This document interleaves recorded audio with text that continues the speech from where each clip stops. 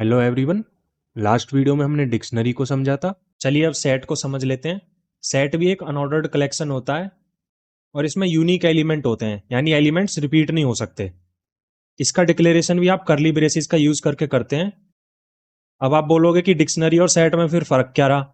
Dictionary में हमारे की वैल्यू पेयर्स होते हैं कुछ इस तरीके से, और सेट में डायरेक्ट एलिमेंट्स प्रेजेंट होते हैं कॉमा सेपरेटेड वैल्यूज से। सेट भी म्यूटेबल होते हैं, यानी हम एलिमेंट्स को ऐड, रिमूव या चेंज कर सकते हैं।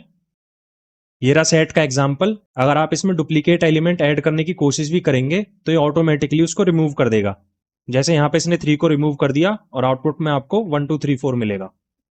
अगर आपको सेट में कोई एलिमेंट ऐड करना है तो आप डॉट ऐड मेथड का यूज करेंगे कुछ इस तरीके से। ये सेट के लास्ट में 4 ऐड कर देगा। अब सिमिलरली आपको सेट में से कोई एलिमेंट रिमूव करना है तो आप रिमूव मेथड या डिस्कार्ड मेथड का यूज करेंगे। दोनों में फर्क ये है, अगर आप रिमूव का यूज करते हैं तो वो स्पेसिफाइड एलिमेंट को डिलीट कर देता है, लेकिन अगर एलिमेंट प्रेजेंट नहीं है तो एरर देता है। जबकि डिस्कार्ड अगर एलिमेंट प्रेजेंट नहीं है तो एरर नहीं देता है। ये प्रॉपर्टीज तो मैंने आपको ऑलरेडी अभी बता दी हैं। जैसे सेट अनऑर्डर्ड होता है, अनइंडेक्स होता है, यानी इंडेक्स का यूज करके आप इसके एलिमेंट्स को एक्सेस नहीं कर सकते।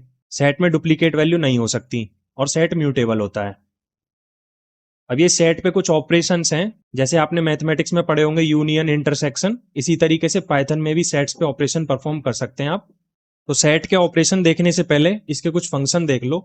जैसे लेन का यूज करके आप सेट की लेंथ निकाल सकते हैं। ये रिमूव फंक्शन मैंने आपको बता ही दिया, इसमें किसी एलिमेंट को पास करके आप सेट में से उसको रिमूव कर सकते हैं। ये थोड़ा इंपॉर्टेंट है, पॉप मेथड। ये कोई भी रैंडम एलिमेंट को रिमूव कर देता है, क्योंकि सेट हमारा अनऑर्डर्ड होता है और पॉप मेथड हमारा कोई आर्गुमेंट नहीं लेता।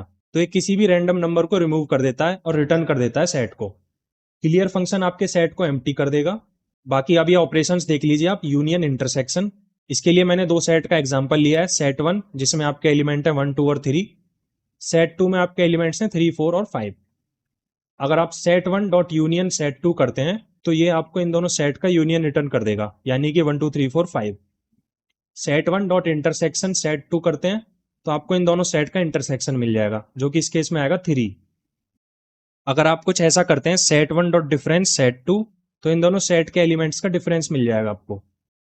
तो ये रिटर्न करेगा सेट 1 के वो एलिमेंट्स जो सिर्फ सेट 1 में है, और उन एलिमेंट्स को रिमूव कर देगा जो सेट 2 में आ रहे होंगे। तो जैसा कि हमने जाना कि सेट के एलिमेंट को आप इंडेक्सिंग का यूज करके नहीं एक्सेस कर सकते। अब ये काफी इंपॉर्टेंट चीज आप जान लीजिए कि सेट के एलिमेंट को आप एक्सेस कैसे करेंगे, क्योंकि इसमें इंडेक्सिंग तो एप्लीकेबल होती नहीं है। तो मैंने यहाँ पे फॉर लूप का यूज किया है, for element in set print element.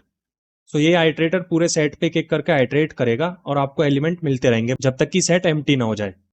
So thank you guys for watching this video. Next video में हम कंडीशनल स्टेटमेंट के बारे में पढ़ेंगे।